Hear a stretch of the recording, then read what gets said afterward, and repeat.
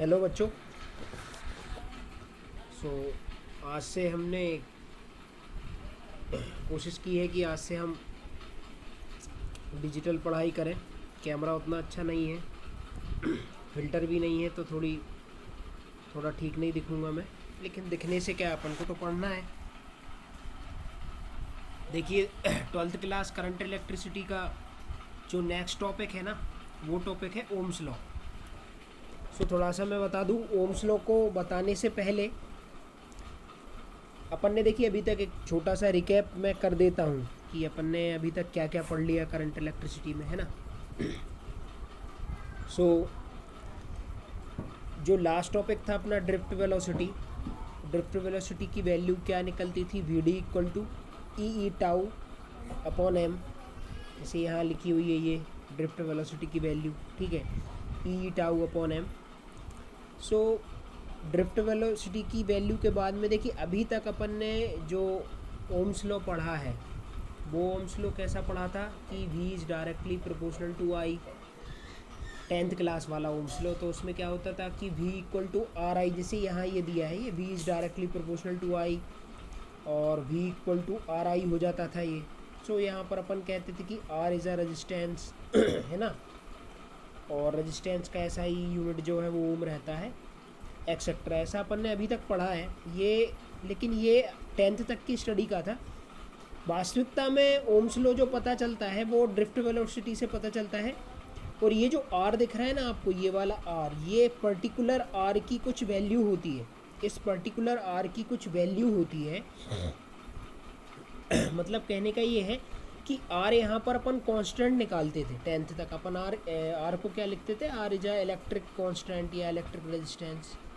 Are constant निकलता था, इस पर ही अपन क्या करते थे, इस पर बेसिक प्रैक्टिकल भी करते थे 10th क्लास में।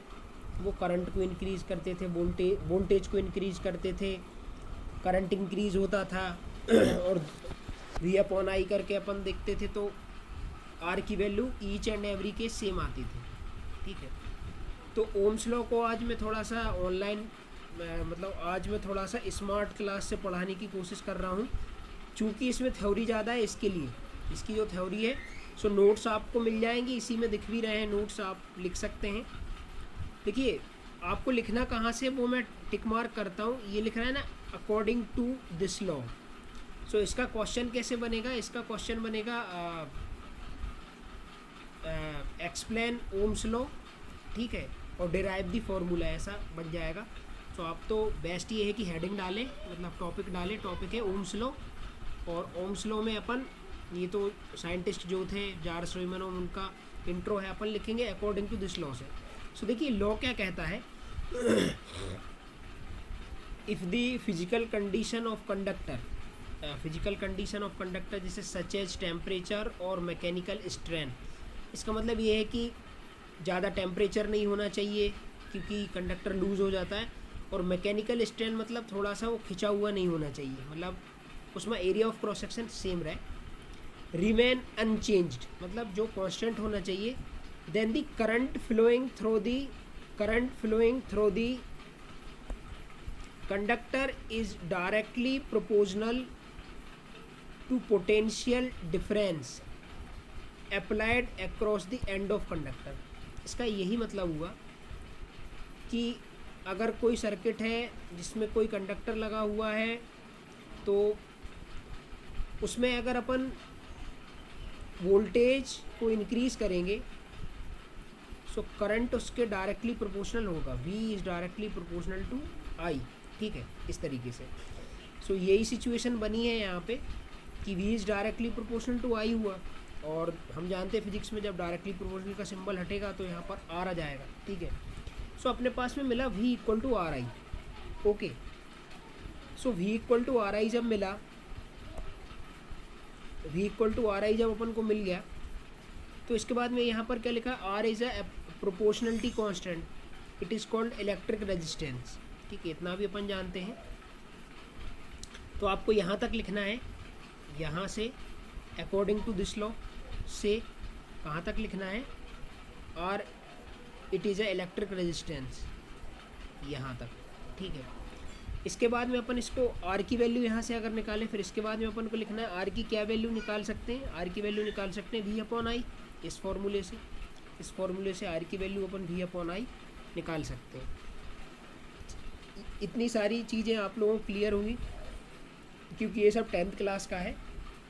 तो देखिए यहाँ पर अपन को एक डेफिनेशन और मिलती है, ये डेफिनेशन वही है जो ऊपर थी, keep the physical condition of conductor remains unchanged then the ratio of potential difference across the conductor to steady current I flowing through it is constant। कुल मिला के बात ये है कि पोटेंशियल डिफरेंस, अगर कुल मिला के बात ये है कि फिजिकल कंडीशन कंडक्टर की ठीक है, so the ratio of potential difference and current, ये ratio potential difference and current is constant. वही घुमा फिरा के वही बात है जो ऊपर की थी। सो इसको भी अब चाहें तो इन अदर वर्ड ये भी लिख सकते हैं या ना भी लिखें तो यहाँ तक चलेगा, कोई दिक्कत नहीं, इक्वेशन सेकंड तक ही लिखें। लेकिन इक्वेशन सेकंड के बाद में आपको यहाँ ये देखना पड़ेगा, यहाँ पर ये देखना पड़ेगा कि ओम्स लॉ कितनी चीज़ों पर डिपेंड कर रहा है और ओम्स लॉ कब जो है ओम्स लॉ लागू होता है। क्योंकि जब जैसे ज़्यादा टेम्परेचर हो गया, गर्मी ज़्यादा है, तो वहाँ पर कोई भी कंडक्टर है, जैसे लोहे की पतली छड़ है, अत्यधिक गर्मी होगी, टेम्परेचर बढ़ेगा तो उसके एटम्स जो हैं थोड़ा से दूर हो जाएंगे, मतलब हल्के से वो क्या है ना लिक्विड फॉर्म में कन्वर्ट होते हैं, है ना, मतलब सॉलिड से लिक्विड होंगे, डेंसिटी थोड़ी कम होगी तो उसकी लेंथ वगैरह इंक्रीज हो जाएगी। तो यहाँ पर यही कंडीशन है कि it should be noted here, ये क्या लिखा है, it should be noted here that Ohm's law is applicable only for metallic conductor. और लिमिटेशन क्या है इसकी, तो देखिए ये ओम्स लॉ का ग्राफ है, तो बिल्कुल इजी वे में इजी ग्राफ है। इजी ग्राफ कैसा है कि यहाँ पर क्या हो रहा है कि V अगर अपन इंक्रीज़ कर रहे हैं तो करंट भी इंक्रीज़ हो रहा है। इसको मैं ऐसे भी समझा सकता हूँ, जैसे यहाँ पर सो ये अगर V है और ये अगर I है, ठीक है, तो यहाँ पर देखेंगे अपन, सो जैसे 5 वोल्ट किया अपन ने, यहाँ पर अपन ने 5 वोल्ट किया एग्जाम्पल में, तो यहाँ पर ये 5 एम्पियर करंट फ्लो होगा, 5 एम्पियर करंट फ्लो होगा। सो ये बिल्कुल यूनिफॉर्म चलेगा, जैसे यहाँ पर 5 वोल्ट पर 5 एम्पियर, यहाँ पर 10 वोल्ट पर 10 एम्पियर। सो जब अपन ग्राफ प्लॉट करेंगे तो ये बिल्कुल एक स्ट्रेट लाइन का ग्राफ प्लॉट हो जाता है, स्ट्रेट लाइन का ग्राफ प्लॉट हो जाएगा इस तरीके से। थोड़ा लिमिटेशंस देख लें, तो आप लोगों को ये ग्राफ भी प्लॉट कर लेना है, ये बना लेना है। लिमिटेशन क्या है, लिमिटेशन है temperature of the conduction should be constant. If the temperature of metallic conductor is not constant the resistance of conductor will very. ये बिल्कुल सही है, जो रेजिस्टेंस होता है वो टेम्परेचर के साथ वेरी होता है। लेकिन तो सबसे पहली बात ये कि अगर ओम्स लॉ लागू करना है अपन को, ओम्स लॉ अप्रोच करना है ओम्स लॉ को, तो टेम्परेचर क्या होना चाहिए, कांस्टेंट। इसकी सिर्फ आप हेडिंग लिखेंगे, मतलब नोट्स जो बनाएंगे उसमें क्या है, लिमिटेशन ऑफ ओम्स लॉ में क्या सिर्फ कितना लिखेंगे, यहाँ से लेकर के temperature of conduction should be constant, ये होना चाहिए, इतना लिखेंगे। फिर दूसरा जो लिखेंगे वो लिखेंगे there should not be strain in conductor, ये भी लिखेंगे, इतना लिखेंगे आप। There should not be strain in conductor का वही मतलब है कि इलास्टिसिटी आपने पढ़ी है, तो कुल प्रकार से कोई भी स्ट्रेस या स्ट्रेन, टेढ़ा वेढ़ापन नहीं होना चाहिए, जो कंडक्टर है वो टेढ़ा नहीं होना चाहिए या बेंड नहीं होना चाहिए। अब आते हैं इसके बी पार्ट पर जो काफ़ी इम्पोर्टेंट है, उसको देखते हैं कि वास्तविकता में ओम्स लॉ देखा तो अपन ने ऐसा जाता है कि R equal to V upon I देखा है या V equal to R I देखा है, लेकिन वास्तविकता में ओम्स लॉ निकलता क्या है। तो देखिए वास्तविकता में ओम्स लॉ की अगर अपन बात करें तो देखो वही कंडीशन है जो अपन काफ़ी टाइम से देख रहे हैं, दो से 3 लेक्चर में, कि let us consider a conductor of length L। वो जिस तरीके से मैं सिलेंडर बनाता था ना, इस तरीके से let us consider any conductor, ये वाला कंडक्टर, ऐसा कंडक्टर है ना, जिसकी लेंथ कितनी L है, एरिया ऑफ क्रॉस सेक्शन कितना A है, और अपन यहाँ पर और क्या मान के चल रहे हैं कि let the number of free electrons per unit volume is n, है ना, number of free electron per unit volume small n है। If a potential difference V across the end of conductor ये भी अपन जानते हैं, इलेक्ट्रिक फील्ड ई है। और इसके बाद में अपन देखते हैं, और यहाँ पर ये भी मान लेते हैं if V D is a drift velocity of electron. तो ये आपको यहाँ से लिखना है, लेट अस कंसीडर से लेकर के यहाँ तक इलेक्ट्रिक फील्ड को बता दिया अपन ने, और फिर अपन लिखेंगे also let V D is a drift velocity of electron.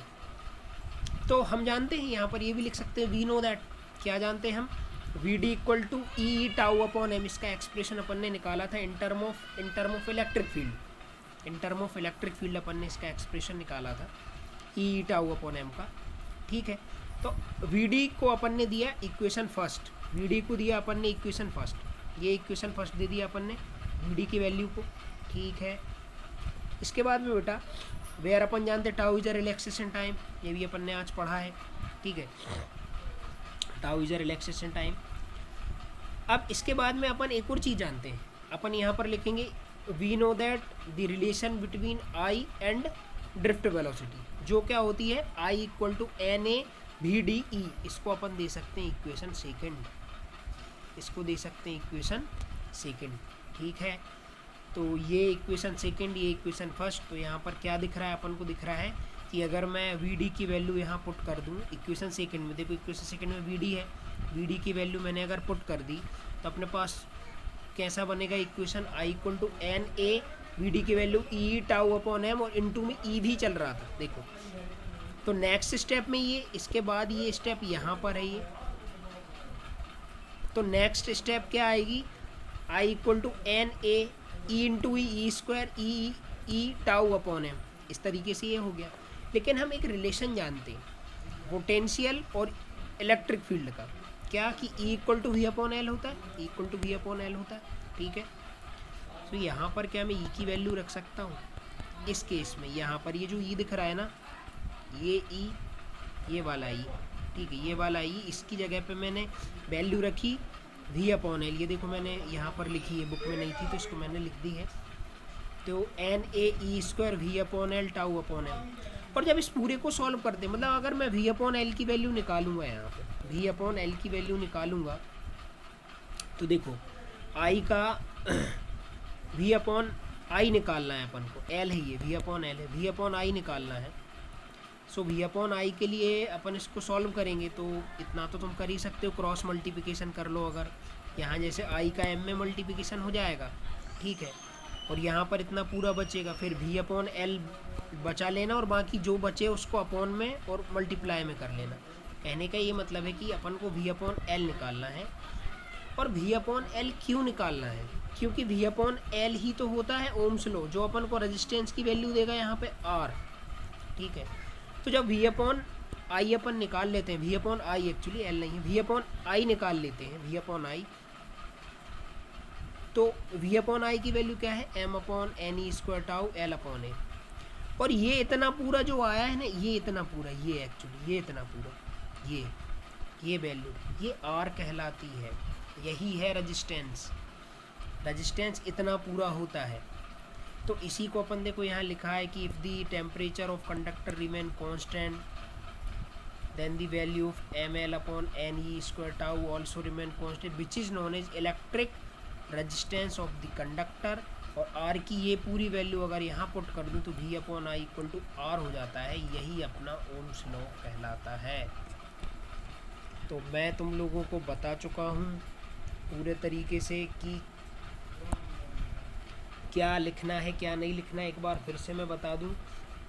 Notes जो बना मैंने ये स्मार्ट क्लास इसके लिए ली है क्योंकि इसमें थ्योरी ज़्यादा थी, और अगर मैं ऐसे डेरिवेशन टाइप में इसको समझाता तो डेरिवेशन बहुत छोटा है इसका, क्योंकि वी डी पता है, आई पता है, वी डी की वैल्यू पुट करो, वी अपॉन आई निकाल सकते हैं। तो देखिए कहाँ से लिखना है, अकॉर्डिंग टू दिस लॉ से लेकर के इसको लिखना है इक्वेशन, इसको लिखना है यहाँ तक कंडक्टर तक, इतना लिखेंगे। इसके बाद में यहाँ से लिखेंगे इक्वेशन फर्स्ट को अपन ऐसा लिख सकते हैं यहाँ तक। अब ये डेफिनेशन आपने लिख ली है तो इसको लिखने की कोई ज़रूरत नहीं है। यहाँ आप ग्राफ बना सकते हैं, ये ग्राफ बनाना है, ग्राफ बना लेना, नीचे लिख देना graph between voltage and current. Limitation ज़रूर लिखना है, और लिमिटेशन जब लिखेंगे तो इसकी सिर्फ हेडिंग लिखेंगे, first heading temperature of conduction should be constant तक, इसकी भी हेडिंग लिखेंगे, इसकी भी, ये दोनों हेडिंग लिखने के बाद डेरिवेशन करेंगे।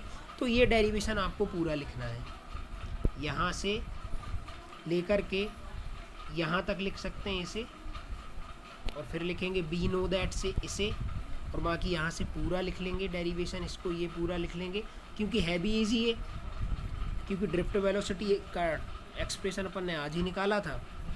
आई और ड्रिफ्ट वेलोसिटी के बीच में अपन रिलेशन जानते हैं, वी डी की वैल्यू रखोगे, यहाँ पर ई की वैल्यू रख दोगे V upon L, V upon I निकालोगे, वो रेजिस्टेंस निकलेगा। सो ये नोट्स आप बना लेना, या तो हेडिंग डाल लेना ओम्स लॉ, या फिर लिख लेना right the explain the Ohm's law etcetera. Okay, thank you class.